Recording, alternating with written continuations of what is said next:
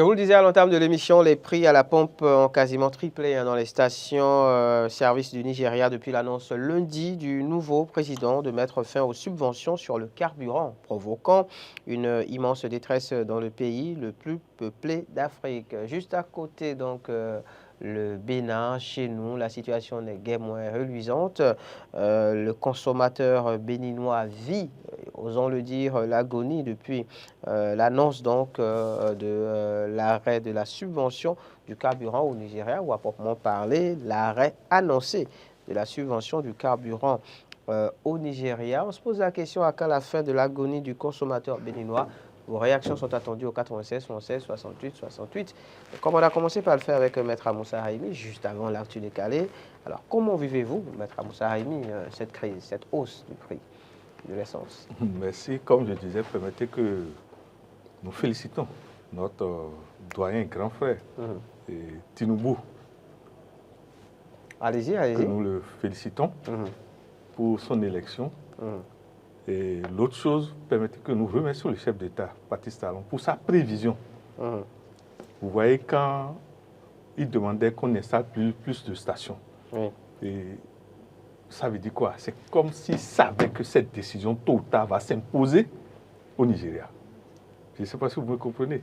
Déjà, quand vous voyez un peu la configuration du monde aujourd'hui, excusez-moi, vous voyez ce qui se passe au Sénégal.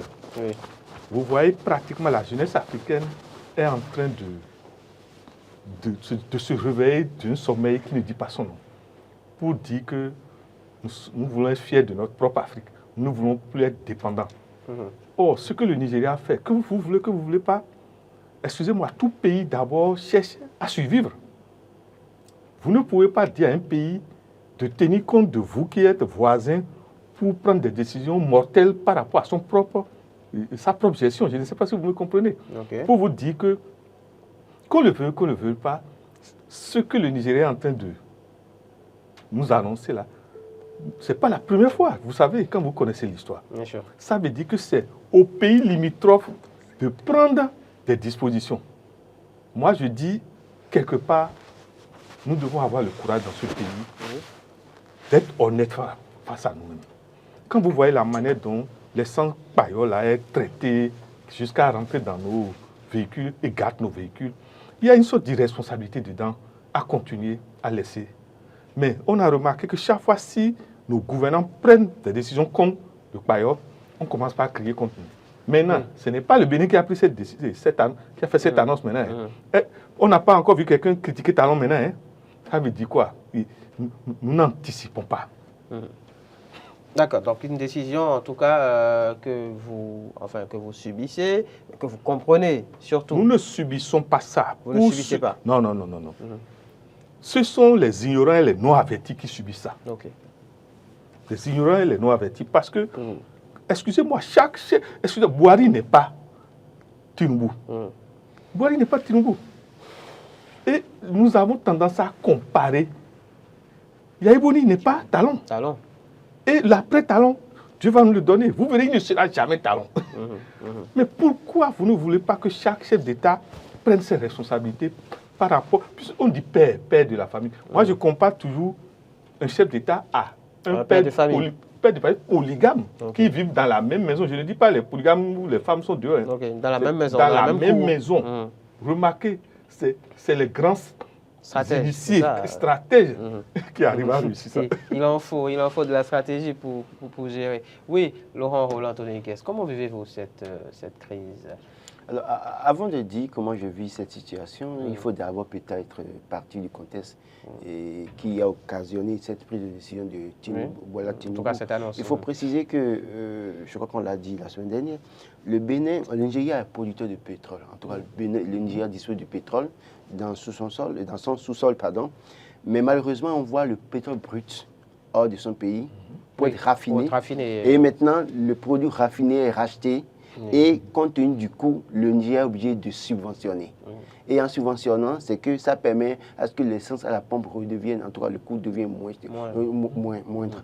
Et dans cette situation, il se fait que des Béninois soit vont s'approvisionner dans les stations au Nigeria pour revenir revendre au Bénin, ou soit alors ils ont essayé de trouver des mécanismes de fraude en réalité au niveau des canalisations, du transport des produits pétroliers. Et ils volent en réalité une quantité là qu'ils viennent revendre ici. Oui, Attends, il ne s'agit pas que de Béninois. Non, en fait, non, excusez, je me reprends pour dire pas des Béninois, des Nigériens qui le font et qui vendent ça à bas prix aux Béninois. Et donc, vous allez voir qu'à un moment donné, quand les gens sécurisent ces issues de fraude, le prix de l'essence monte à un moment donné, et quand les issues, il y a un peu de laisser-aller, ça reprend. Donc, dans une certaine mesure, Tinubu, en voulant déjà être président, il ne l'a pas dit, il l'avait dit avant d'être président d'ailleurs, qui va arrêter la subvention.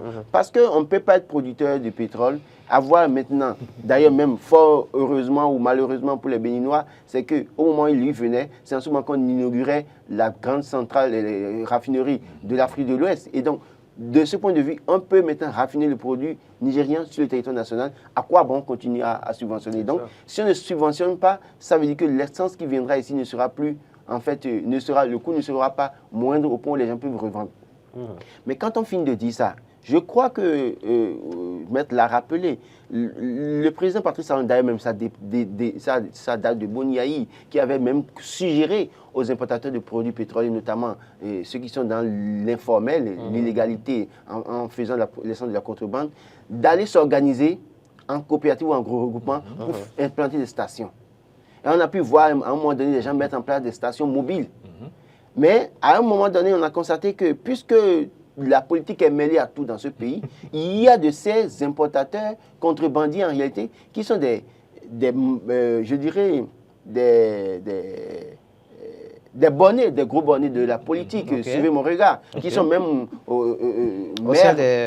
maires de certaines communes du Bénin, qui sont conseillers communaux dans certaines mesures. Donc, l'un dans l'autre, parfois, le pouvoir a envie d'aller loin. Parfois, peut-être un peu tirer en arrière par ces militants-là pour dire, mais c'est des intérêts. Si je fais ça, attention, dans telle commune, je risque de perdre telle popularité. L'un dans l'autre, c'est des facteurs qui ont contribué à calmer parfois les différents chefs d'État qui ont envie d'arrêter le processus. Et aujourd'hui, je me réjouis. Et ça, je suis d'accord, que ce n'est pas Patrice Talon d'ailleurs qui a parlé. C'est Tinubu qui a parlé là-bas. Bon, maintenant, il a parlé, la décision devait prendre effet à partir de la fin du mois de juillet. Les vendeurs d'essence, puisque dans toute situation, chacun cherche son profit, en font de la surenchère en réalité. Ce qui se passe actuellement, c'est de la spéculation pure et simple. En réalité, la décision n'est pas encore appliquée. Donc, en l'état, il y a encore possibilité de vendre l'essence à 400 francs, à 500 francs, comme on le fait. Mais comme l'a dit Maître, moi je l'ai dit, moi je parle toujours des exemples que j'ai vécu, des expériences que j'ai faites. Quand je mets 10 litres d'essence au bord de la voie dans mon moteur, dans mon réservoir, et que je demande qu'on me serve directement l'essence dans le bidon, ça me donne 106 ou 110 km. D'accord? Mais quand c'est exposé au bord de la voie dans la bouteille, et que je prends ça, ça me donne 52 ou 56 km. Pratiquement la moitié. Cela veut dire quoi? En réalité, l'essence, ce n'est pas le liquide que nous voyons dans la bouteille, mais c'est le gaz. Donc, l'essence de contrebande qui est exposée au bord de la voie, en réalité, ça nous rend un service. On achète ça moins cher. Mais au fond, est-ce que ça entretient nos moteurs? Est-ce que ça nous rend service? Autant de choses. Et puis, quand on finit de dire ça, j'ai amusé, j'ai envoyé un peu de pique la dernière fois aux stations du Bénin, la dernière fois pour dire, mais à l'allure où vont les choses, où on voit que toutes les stations n'ont pas d'essence aujourd'hui, c'est comme si ces stations aussi allaient s'approvisionner dans le marché noir au Nigeria. Ben oui, on est tenté de se poser la question. Voilà, parce que aujourd'hui, on constate que le gouvernement dit, installez les stations, vous allez avoir de la... Mais il y a un problème, les gens sont dans les stations. Ce matin, en venant ce matin, j'ai pris pas 3 stations sur la voie avec ma voiture. Malheureusement, c'est pratiquement au rouge pour moi, mais tous me font la main comme ça. Il n'y en a pas. Il n'y en a pas. Et donc, je me pose la question de savoir où est-ce que ces gens-là allaient prendre le produit. Toujours est-il qu'aujourd'hui, il faut se réjouir de ce que Bola Tinubu est en train de faire. Les stations qui vont fonctionner, ça va contribuer à créer de l'emploi. D'accord? Ça va contribuer à créer de la richesse dans le pays. Ça participera à la croissance économique de notre pays. Et plus les Béninois iront dans les stations, plus il y aura de demandes de produits pétroliers de nouvelles stations, plus, comment je veux dire, il y a la terminologie là qui m'échappe. C'est-à-dire, voilà, le gouvernement peut réfléchir maintenant à revoir la baisse du coût des produits pétroliers à la pompe. Parce que si la demande n'est pas forte, c'est que le coût du service sera élevé forcément. Mais si la demande est forte, il y a toujours des mécanismes pour revoir le coût du service et de revoir ça à la baisse. Oui. Mais quand on dit ça, quand on réagit de cette manière, est-ce que l'on se met à la place du Béninois lambda qui peine chaque jour eh bien, à avoir son pain quotidien, à aller au travail, qui peine à prendre par exemple son ZEM, je prends un exemple simple, de Calavi à Golondjibé, pour peut-être 300 francs, je dis des bêtises, ou 500, avec cette hausse désormais des prix, enfin le coût de transport a carrément doublé. Est-ce qu'on se met à la place de ce Béninois lambda pour s'imaginer s'il vit? La vie, c'est des hauts et des bas. Il y a des temps et des circonstances. C'est même parce que vous avez toujours pris le taxi à 300 francs que tout le temps, le taxi sera à 300 francs. À un moment donné, ça va changer. C'est pourquoi nous allons mais ce changement attendez, c'est pourquoi nous allons... brutal. Oui, mais écoutez, c'est des aléas. Une fois que vous n'avez pas la ressource, que ça vient d'ailleurs, vous subissez de plein fouet les aléas de la situation. Et donc, c'est pour ça peut-être que ce qu'on dit souvent, c'est d'encourager le gouvernement à faire mieux pour la création de richesses, pour la création d'emplois, pour l'augmentation des salaires, réserver de bonnes conditions de travail pour les citoyens. C'est-à-dire que si quelqu'un était à 50 000 francs en 2022 et qu'en en 2023 est à 65 000 francs et que le coût du transport change de 300 à 500 francs, ça ne devrait pas poser problème parce qu'à un moment donné, en amont, un travail a été fait. Et donc, ce dont on parle... Vous faites allusion quoi, au sursalaire Non, mais écoutez, c'est pour vous dire quoi? C'est-à-dire que une fois que cette situation arrive, ça doit être aussi des moments de réflexion pour les gouvernants pour dire voilà la situation qui vient. Parce que nous n'avions pas prévu ça au début de l'année. Comment on fait face à ça? Comment on fait face à ça plutôt que de rester silencieux et muet? Est-ce que justement, vous parlez d'une subvention, est-ce que cette subvention au niveau de l'État ne devrait pas arriver très vite pour soulager Non, le gouvernement ferait mieux de... Parce que les populations souffrent. Les populations souffrent, d'accord. d'accord. Actuellement. C'est pourquoi je dis, en fait, en toute chose, c'est de la planification. Est-ce que le gouvernement avait prévu ça? Non. Est-ce que c'est vrai que le gouvernement a encouragé les gens d'aller dans les stations, les gens n'ont pas pris l'habitude d'aller dans les stations, une station qui s'impose aux personnes maintenant. Trouver la formule, le gouvernement devait réfléchir à dire, mais ok, actuellement maintenant, le prix de l'essence à la station, à la pompe, est à 650 ou 625, je ne sais pas. 650, c'est à 650. Voilà. Et donc, dans une certaine mesure, compte tenu de la difficulté, pour mieux encourager les Béninois à aller dans les stations, par exemple, on profite de cette situation maintenant pour subventionner en même temps, pour habituer les Béninois à aller à la station, désormais à la station, et que même si l'essence de contrebande venait à 400, 500 demain, c'est que qu'ils aient l'envie d'aller dans la station, parce qu'au-delà de tout, en dehors de la différence de 100 francs ou de 25 francs, c'est qu'ils ont un moteur, il y a la qualité et le moteur qui va durer. D'accord. 96 116 68 68, 96 116 68 68, numéro à composer pour venir donc réagir par rapport à ce sujet. Arrêt annoncé de la subvention du carburant au Nigeria. À quand la fin de l'agonie du consommateur béninois? C'est donc la question qu'on se pose ce matin, quand on sait évidemment que c'est un produit qui n'est pas produit sur le territoire national. Donc à partir de cet instant, ça pose beaucoup de problèmes. En même temps, ce n'est pas comme si c'était comme si c'était par exemple du maïs qu'on pouvait mettre à terre et produire. Donc c'est un peu compliqué. C'est vrai qu'on nous a dit qu'on avait du pétrole sur le sol béninois. Bonjour, bienvenue. Bonjour. Non, pas encore. Donc c'est vrai qu'il y a quelques années, on nous a dit qu'on avait du pétrole sur le sol béninois. Avec la démo. À l'école, on nous a toujours dit qu'il y a du pétrole à Sémé. Bonjour. Lors de paiement. Merci de vous présenter. Bonjour. Merci de vous présenter, monsieur. Il est parti. Oui, maître Amoussa Haïmi.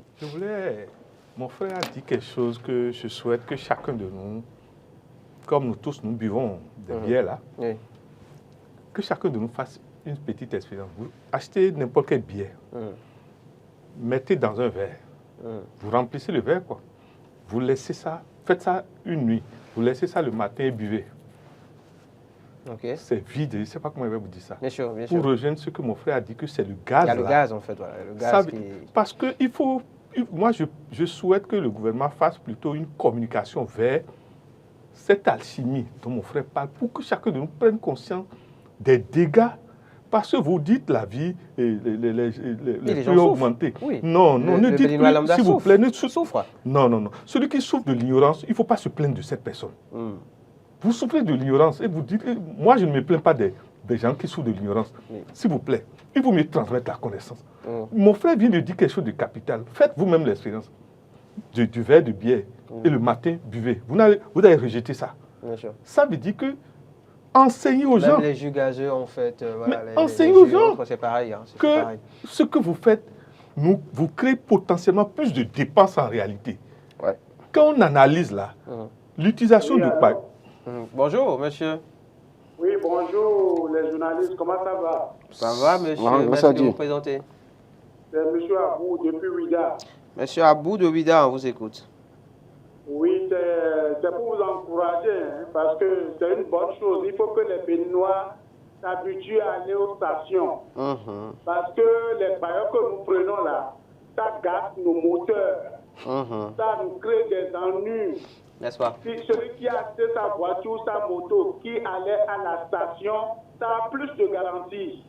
Ça a plus de garantie parce que les bailleurs qu'on achète au bord de la voie là, si vous voyez le nombre de bidons qu'on a déjà changé, le nombre de bidons que ça a passé avant de venir là où vous achetez bailleur là, c'est pas la peine.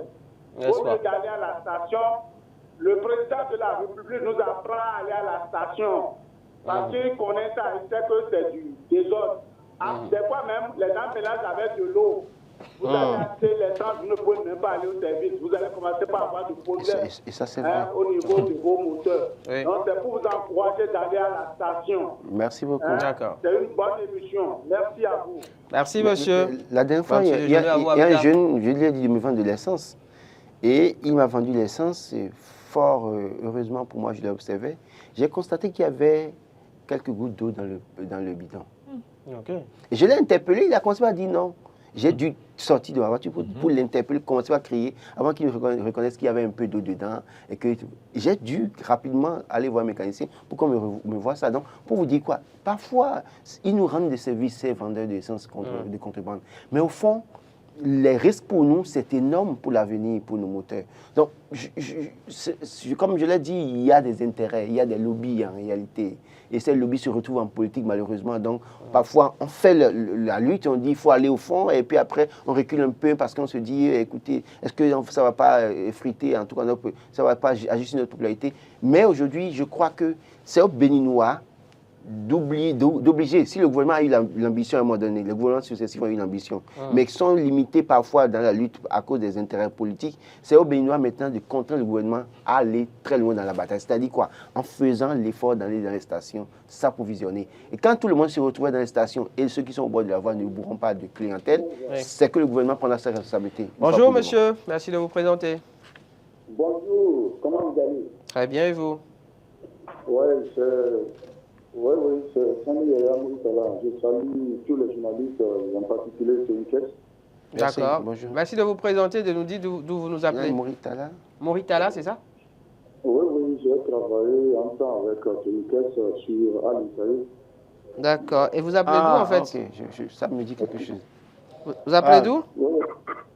Oui, je suis à Parakou. On vous écoute, monsieur. Mouritala. C'est vrai, l'essence d'ailleurs est décriée aujourd'hui. Mais au même moment, combien de stations avons-nous dans le pays? Certes, les gens font un effort. Mais au même moment, il faut essayer de voir. En ce qui concerne, par exemple, le produit, la facturation que nous utilisons aujourd'hui, au lieu que l'État permette, par exemple, aux particuliers qui achètent l'essence là, d'acheter eux-mêmes, je crois que l'État s'est accaparé du tout, c'est l'État qui doit acheter cette facturation-là avant de distribuer ça sur là. Je crois qu'il y a un problème à ce niveau-là, c'est voir si le mode d'approvisionnement de notre pays. Je crois qu'il y avait des particuliers qui ont la capacité d'aller commander eux-mêmes ce produit-là. Mais aujourd'hui, je ne crois pas que ça soit le cas. D'accord. Quand vous circulez, je crois, dans tout le nord du pays, combien de stations avons-nous?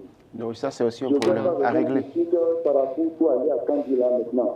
Et à partir déjà d'Italie, même pas tout près ici. Combien de stations nous avons? D'accord, donc la solution sur... Ces essences là pour sauver les gens. Donc, l'État doit faire beaucoup plus d'efforts pour en la matière. Des stations. Et on déplore aussi la mort subite de Sonacop. N'est-ce pas? Et je veux bien croire que les conditions dans lesquelles les gens partagent ce marché-là, c'est vraiment... ça a été fait dans l'autotaxi. C'est un autre dossier. Donc, merci voilà, beaucoup. Il y a beaucoup de choses à revoir dans ce secteur. Merci beaucoup, M. Moritala. Je crois que sur la question... M. Moritala, est-ce qu'il est encore en ligne? Non, il est parti. Sur la question des demander stations, à combien est-ce que le litre est cédé actuellement à Parakou? Bon, à Parakou, ils ne sont pas loin du Nigeria, donc il se peut que le prix soit relativement ce qu'on a ici. Même s'il paraît qu'à Porto-Novo, par exemple, c'est toujours à 700. Hein. Oui, en fait, ce que veut dire par rapport aux stations, c'est que l'implantation des stations dépend de la demande du consommateur béninois. Parce que quand vous prenez de Glo ici jusqu'à la limite de Boycon, il y a eu beaucoup de nouvelles stations, mais les gens ont dû fermer un peu de temps. Oui. Les gens ont dû fermer à partir de la zone d'Alada, la préfecture. Il y a des nouvelles stations qui ont fermé un peu de temps. Il n'y a pas de demande. Donc, c'est la fin en fait. C'est la fin en fait. Oui. Donc je crois que si les gens doivent davantage faire des stations, c'est que c'est les Béninois qui amèneront les gens à faire des stations. Tant que vous ne consommez pas le produit... Il faut qu'on aille de plus en plus à la station. Et là, que l'État aussi bien subventionne finalement pour alléger les peines, sinon voilà, soulager. Et exonérer ces choses pour l'implantation des stations. Mes frères, s'il vous Deux plaît. secondes, oui. En tant que métaphysicien, moi je conseille humblement à notre peuple le travail. Que chacun ait, même si possible, à part son travail, vous maintenant, ayez un autre travail encore. De manière à ce que, quels que soient les prix qui vont changer là, on puisse quand même s'adapter. Excusez-moi, celui qui en a, son comportement est différent, évidemment. Celui qui et c'est en cela que je demande à ce que des fois on se mette quand même à la place de ceux qui n'en ont pas. Merci beaucoup, c'était l'actu décalé du jour, c'était Martin Eden. Bonne suite de journée à chacun et à tous.